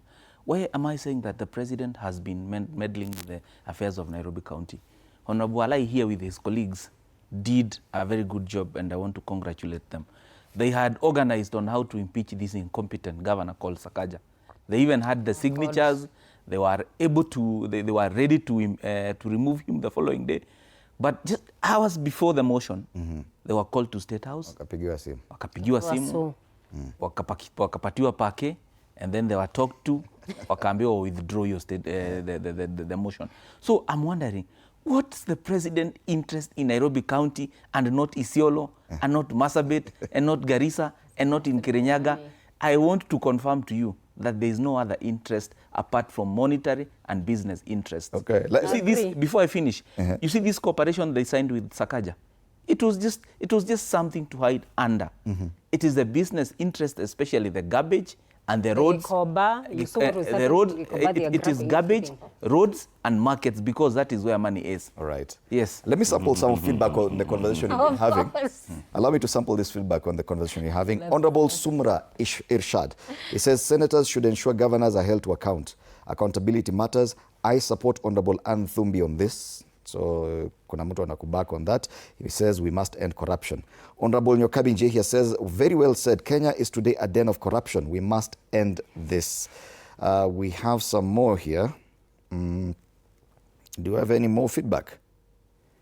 All right, that's the kind of feedback we have. And probably we take a pause on discussions around the Senate and that conflict that has now escalated into a proper melee drama. The drama ni kama video, ni kama drama. Watching a governor take off on the streets of Nairobi. And I tell you, interesting days. Let's now move on to this photo that has generated quite some discussion. It was taken yesterday, somewhere in Kirinyaga, during a funeral service of a former senator. It's too early for them to start shaking. Allow me to even introduce the story. Yes, this photo is there on the front page of the Daily Nation. No, the People Daily, I think, is the biggest photo there. Uhuru-Gachagua meeting, boosting opposition unity. It is there on the front page of the Star. Actually, the Star has 3 different photos of that meeting between Uhuru Kenyatta and Rigathi Gachagua. It is also there on the front page of the Daily Nation and on the front page of Taifa Leo as well. A big photo moment there. I don't think we've seen any other photo. And it's always around a handshake here. But we've covered this story as part of our TV47 bulletin last night. Let's watch what happened in Kirinyaga. It was a moment few expected. Former President Uhuru Kenyatta and former Deputy President Rigathi Gachagua seated side by side. Their first public encounter after Gachagua's impeachment, and perhaps the clearest signal yet of shifting political tides. The setting in Kirinyaga County was calm. The undertones anything but. He was a shining light. Uhuru, reflective yet firm, told the gathering he had retreated to Ishaweri to listen to the ground. And the message, he said, was unmistakable: unity.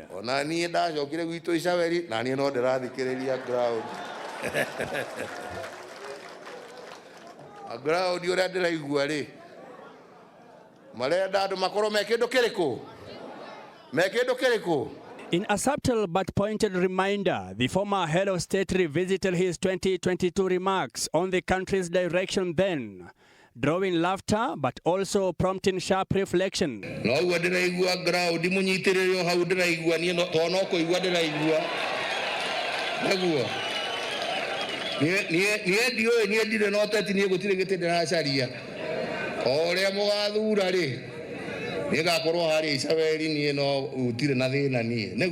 He urged the Mount Kenya region to stay united, warning against selfish politics and calling for leadership anchored on service, stability and national cohesion. A country needs leaders of integrity, leaders who are principled, who are there to serve. But it was not just what he said, it was how he said it. Calm, measured, yet loaded with political undertones.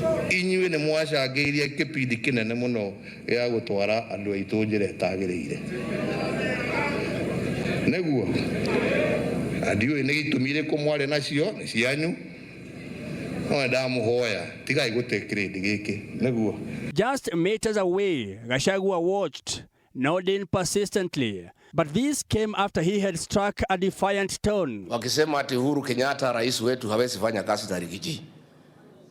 Mulijua namna gani? How do you know?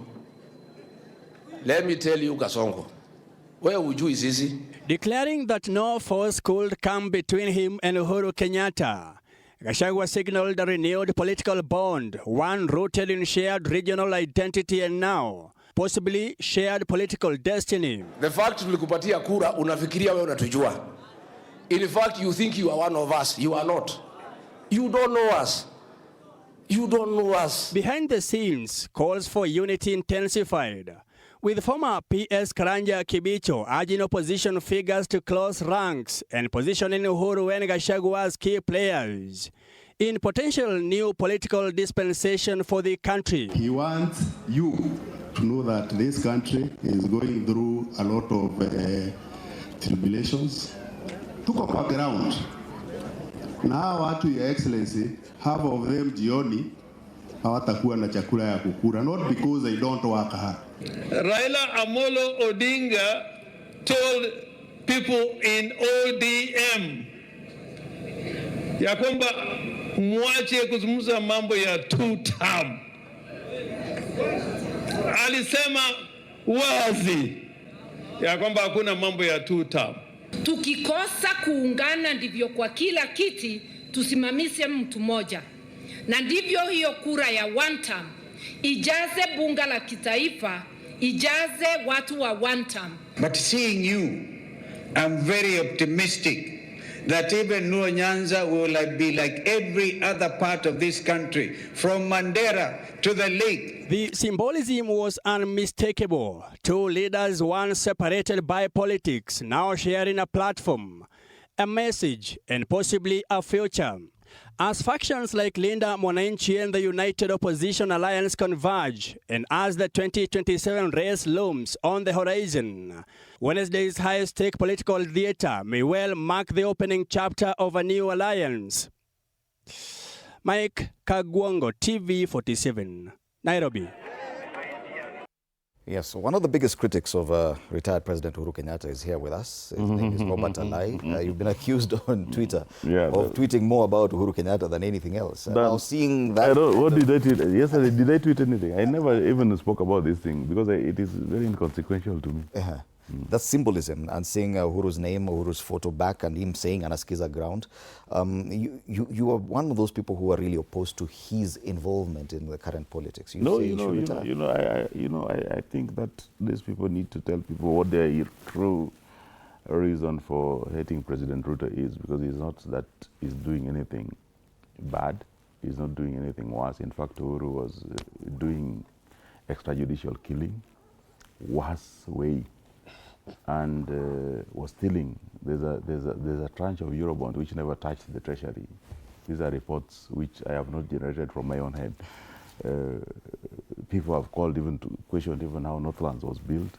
So when I see Uhuru Kenyatta and Rigathi Gachagua at a funeral in Kirinyaga talking about Kuskiza ground, this might serve them, but it does not in any way influence, my interpretation of the leadership of President William Ruto, and it makes me even firmer and more trusting of William Ruto that he's doing something right. If I see Rigathi Gachagua in his element opposing whatever, in fact, I think for the first time I have a politician whom the day I find myself on the same side with him, I think it will be like I've committed a very grave sin. I've never seen that image from Kirinyaga. I think it was not the greeting between Gachagua and Uhuru, which was very interesting to me. The most interesting bit there, I think everybody was missing that. I wish you play that video from the arrival of Uhuru to sitting down to even speaking, and you should also look at the body language of Uhuru when Rigathi Gachagua was speaking. The most interesting bit there was Martha Karwa's behavior. She was almost sitting on the lap of Uhuru Kenyatta. What do you mean?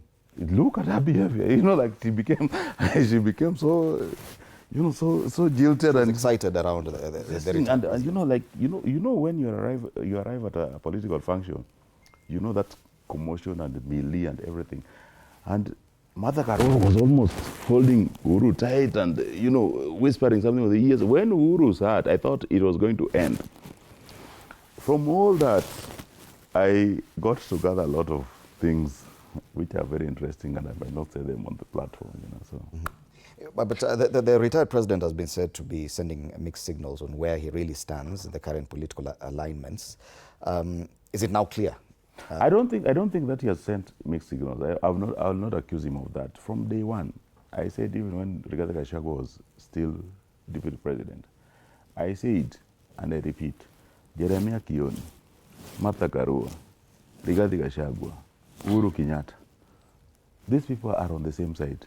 They've always been on the same side. They have always been on the same side. Okay. They have never been on the opposite side. Yet the rift between Uhuru-Gachagua and Uhuru Kenyatta has been talked about for quite a while. When the campaigns just before the 2022 elections were hitting fever pitch, Uhuru-Gachagua did not have very nice words to say about the president then. Do you understand the excitement now about the picture and the handshake? Yeah, number one, it tells a lot. It tells that Kenyans had really missed Uhuru Kenyatta. Number two, from the conversation, it's like they've been talking. This is not a first engagement yesterday. And I disagree with Mheshimiwa Alai saying that these people are not together. From where I see it, they're very together. And actually what President Uhuru said, the former president said, anasikiza ground. He's saying the same words that former Deputy President Uhuru-Gachagua is saying. And he's telling people, I told you not to choose this person. Why did you do the same? I'm sure now you're regretting. So to us, he's making us feel guilty because he wondered. He wonders against his government, and we went ahead and elected the same person. And everything that Uhuru Kenyatta talked about then is happening today, about the corruption, about the greed, about, you know, lack of leadership, quality. Everything that he wants us against that time in 2021, 2022 is happening today. And actually, when he appeared, people are feeling so guilty, and they are happy to see him. We are like, you told us everything about this government, and it's happening. So I think even him is listening to the ground, and he's feeling that like people are very frustrated about the current government now. Okay. Yet even back then in 2022, Mount Kenya were not quick to listen to this to the president then. Why the excitement now? Okay. Fred, I want to start from where Alai stopped. In fact, we must apologize to Honorable Alai and Honorable Kenyatta Uhuru. Why? Because if there are people who had warned us that Ruto is not a good person, it's Alai and Uhuru. So I do not know what happened in between after he was elected. All of a sudden, Alai changed, and now he views Ruto as a very good person. Let me explain to you about that meeting. Actually, I was present when that meeting was happening. Uhuru explained clearly, we had not planned with Rigathi, with Kalonzo, with Martha to come. We just coincidentally found ourselves in this meeting. But do you know why Mount Kenya was very excited about Uhuru and Gachagua uniting? Because those are our leaders. Those are the leaders that we listen to. Uhuru as the former president, as an elder to advise matters politics. Gachagua as the current leader to give us direction on the way forward. Yet Mount Kenya did not listen to Uhuru Kenyatta back in 2022. What has changed? In fact, the people, if you see the people, they were almost saying, they almost wanted to tell President Kenyatta, we are sorry we didn't listen to you. But next time, we will listen to our leaders. Then I want to come to Alai. Alai was asking, these people have never told us why they hated President William Ruto. Mr. Alai, we have more than enough reasons as to why we are not agreeing with President William Ruto. When he was campaigning, he had so many promises. It was his promise that this government, the former government, had borrowed so much. So he had promised he will reduce the amount of our public debt. When he came, he found us at around 8.9 trillion.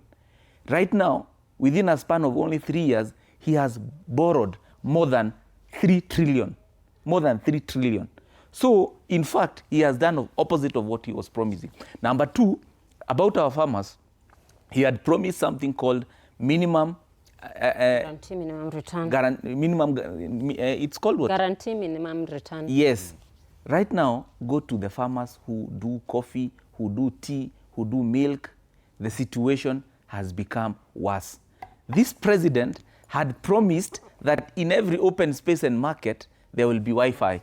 Go to Gekomba, go to Modhurwa, go to Marikiti, and confirm for yourself whether there is Wi-Fi there. So what am I trying to say?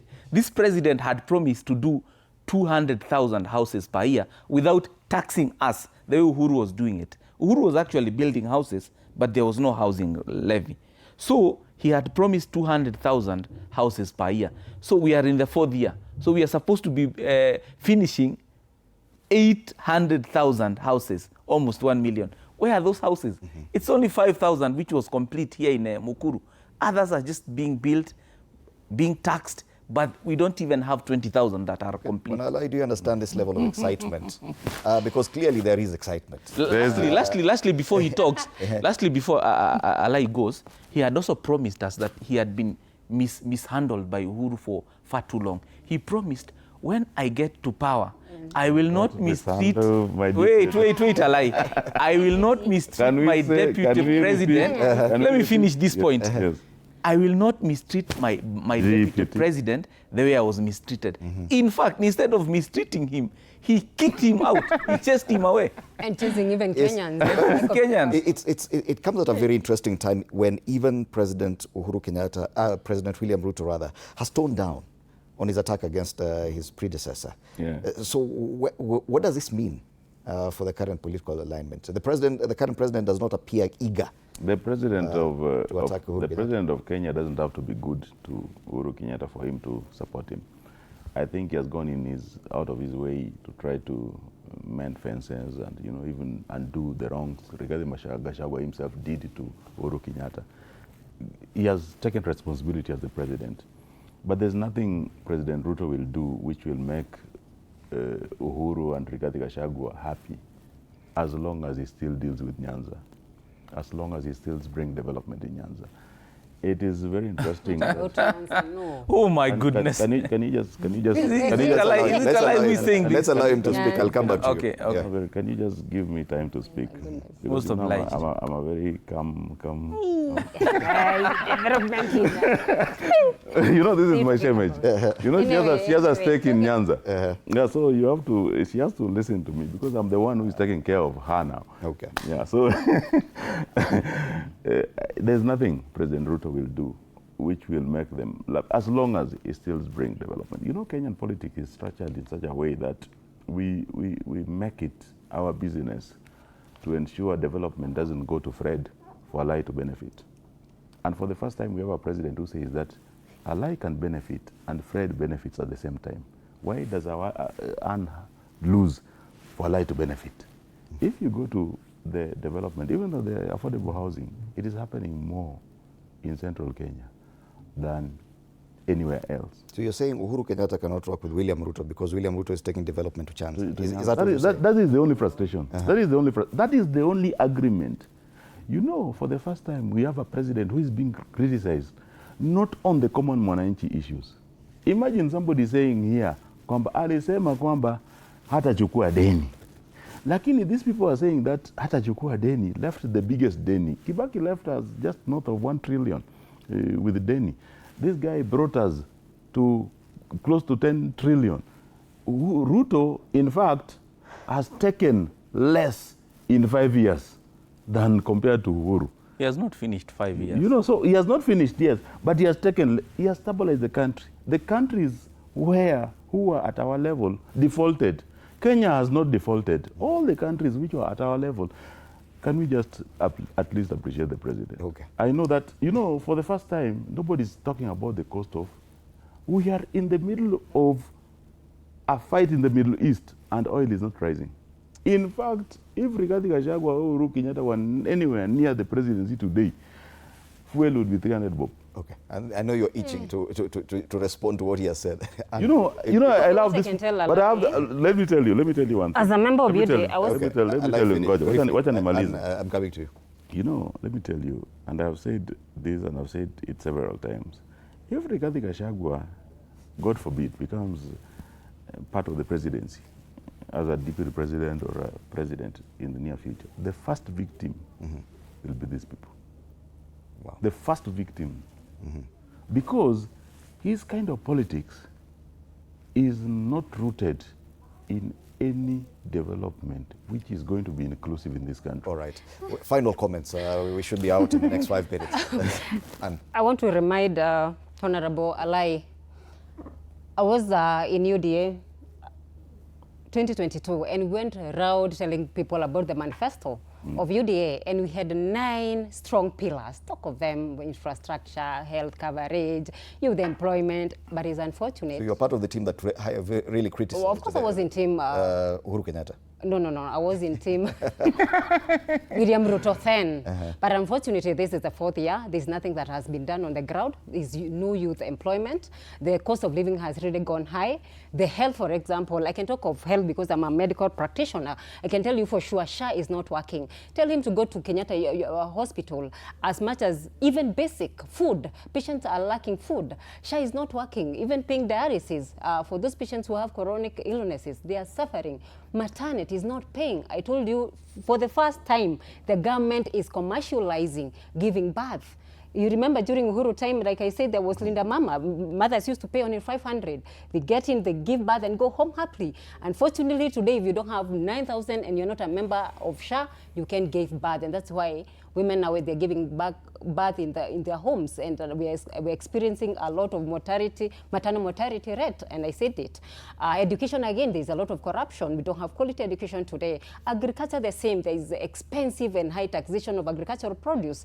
And market is very, you realize that the payment is very minimal. The farmers are working very hard, but they're getting very little. And this is not what the government promised the people of Kenya. A lie.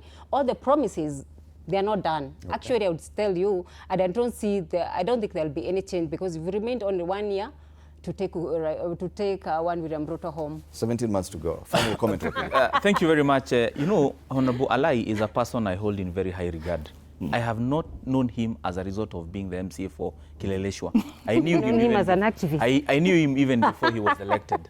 But it is very unfortunate for him to say the only reason as to why Gachagua and Mount Kenya generally is criticizing President Ruto is because he's taking development to Nyanza. It is very unfortunate. If that is his argument, then he's not telling us why Kalonzo Musyoka, who comes from Ukambani, has a problem with William Ruto. He's not telling us why Fred Matiang'i, who comes from Kisii and not Mount Kenya, is having a problem with William Ruto. He's not telling us why Edwin Sifuna, who comes from Western, has a problem with William Ruto. He's not telling us why James Orengo, who comes from his backyard, has a problem with William Ruto. Our problem with William Ruto is not personal, is not vendetta because of Nyanza, it's because of failure to deliver on the promises that he made to us. And remember, me and Anita were in UDA. In fact, I voted for William Ruto. Anita voted. Alai did not vote for William Ruto. So we know William Ruto. How things change. We know, yes, we know William Ruto than Alai. Alai, I'm telling you, the next government that is coming to run this country will be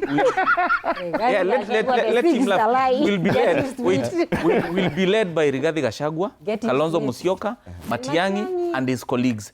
But if Rigathi Gachagua tells us, with the backing of Uhuru Kenyatta, if Rigathi Gachagua tells us they have agreed with Kalonzo to be the flag bearer, we will also accept, because we are looking at it as a package, as a team, not as an individual. Final word, Alai.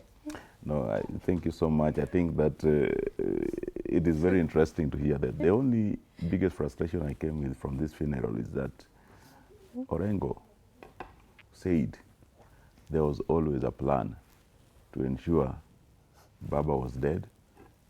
Martha assumes the presidency. Did he say that was nobody called him? But he said that mngekubali Raila kuwe president, leo Martha Karua angekuwa president. Imagine the governor of Siaya said that, and nobody called him out. I wish that President Uhuru told him, I didn't plan for my brother to die for somebody to inherit the seat. I wanted Raila to be president, really. I wish somebody just corrected it, for record, to be on record. But nobody corrected him. And then it entrenched a belief that these people were not for Raila to be president. They were for Martha Karua to be president. Oh my goodness! Again, give 1 second. This one cannot be go unchallenged. The records, yeah. Orengo did not say that they were happy Baba died so that Martha could become the president.